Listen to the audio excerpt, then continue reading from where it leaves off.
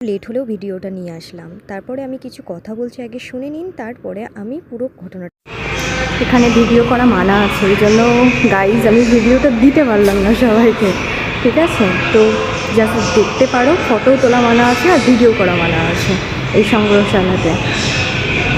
চলো কী কী আছে পরে অবশ্যই জানাবো আপনাদের।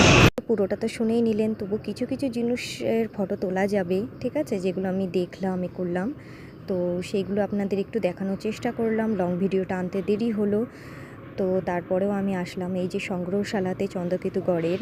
তো অনেক কিছুই আছে, যারা আসতে চান আসতে পারেন, শুধু যেগুলো সরকারি ছুটি থাকে সেই দিনগুলো ছুটি থাকে, আর সোমবারটা বাদে আপনারা সব দিনে আসতে পারবেন। আমি বাইরে থেকে কিছু ফুটেজ নেওয়ার চেষ্টা করলাম, কেমন হয়েছে সম্পূর্ণ ভিডিওটা জানাবেন। আপনাদের উৎসাহ পেলে আমারও কিন্তু নতুন নতুন ভিডিও আনতে অনেক ভালো লাগবে।